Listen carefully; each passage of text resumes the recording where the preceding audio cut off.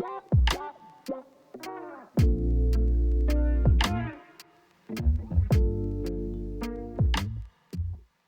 do you say zuppa di pesce in English, Julie? Well, this is the thing. You see, would we say fish soup? I don't think we'd say fish soup. Maybe fish stew. What about chowder? I don't know. I don't know. I think zuppa sounds better, sounds fuller. Better is such a lovely zuppa. It's full of it, fills your mouth. Zuppa. Yeah, but you know what we're getting at, everybody. Yeah, we know. We're making like a fish stew, but I'm using a frozen fish. I'll show you what it is. I've got a couple of sea breams, few what are these, Johnny? Mussels, thank you. A little piece of cod, a little piece of salmon, mostly for flavors, and some king prawns. So I'm gonna start by placing a little olive oil in a frying pan. Clove of garlic, I'll crush it and I'll leave the skin and I'll put it in. Now, Julie, you grew these. I did. Is it hot, medium, mild? This is the question. It actually was seeds from one you bought in the supermarket, which I believe was medium, but it was green. Obviously, I've left it long enough, so try not to. I think it's quite mild, so we can put a little bit more than just the tip. I'll use that much. I know that you're not too keen on very spicy. As long as it doesn't blow my head off, I don't mind. No, I'll just put a little for flavour. There we go. I've placed the pan on the hob and the oil is nice and hot. And I'll start with the sea breams first, followed by my little piece of cod and the salmon. I'll leave the mussels and the prawns for later, as they will not need to cook for very long and I don't want them to become as hard as a bullet, so I'll leave them for the end. Temperature just above medium, number 6, and after a couple of minutes I'll go along and I'll turn my fish around.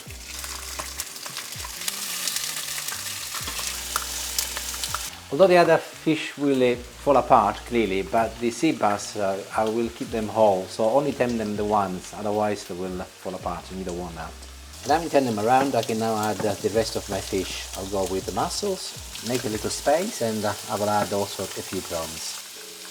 This is a tin of cherry tomatoes. I'm going for cherry tomatoes because they are nice and sweet, by the way, but you can also use plum tomatoes or you can use normal tomatoes, but I strongly recommend that you go for something nice and sweet because they'll add a lot of flavor to your finished dish. However, these come whole and unless I chop them in half, they will go walkies, so I'm going in with my scissors and just give them a quick... Where are they going walkies exactly? You don't think I'm going to eat them, do you? Yes, we are, when they're in the dish. There, just a quick Could you give them a bit of a mush with a mashed potato? You could, but then there's something else to wash, so this is easy. Indeed. And I'll put my tomato on top of my fish to ensure that everything is properly covered. There. Salt and pepper. And I'm going to add now a little basil, as this will complement the cherry tomatoes. Out of my garden today. Indeed. I thought I'd better pick it before the cold weather gets it and kills it. I'll put the lid on for just a few minutes and I'll turn it down onto more a simmer point, number 4, but I will remove the lid in a few minutes to let the water from the tomato evaporate. So the fish is cooked and I'll start by gently removing the sea breams first and I'll put them in a separate container, there, followed by the remaining fish. And I asked Julie to give me a little parsley from the garden for this recipe, and look what she's come back with. Yet again, I was just concerned it might go over a bit, so I picked I think you thought I was cooking a whale.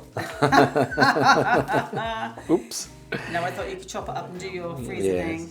Talking of which, I freeze my pasta. So if you want to see how I do that, there is a little clip I did a few months back. I'll put a little link up here and you can see. It's dead easy, very simple, and you would love always fresh parsley.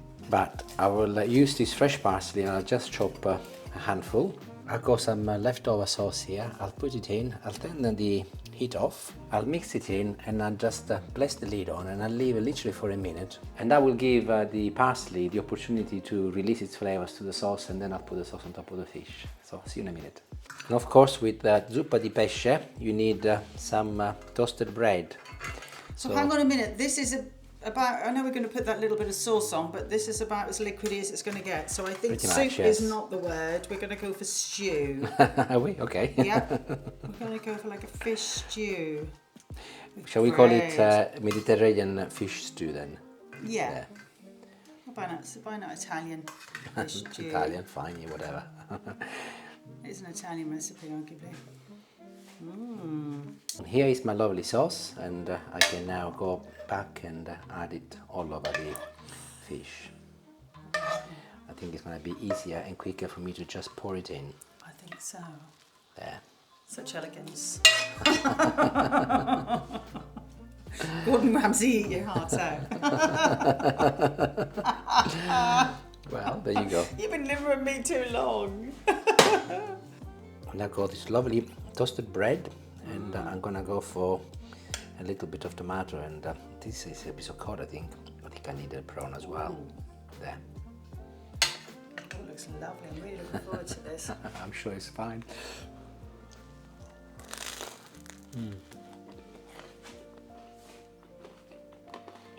As always, he's taken a far too big a mouthful. Now we've got to wait 5 minutes for him to finish eating.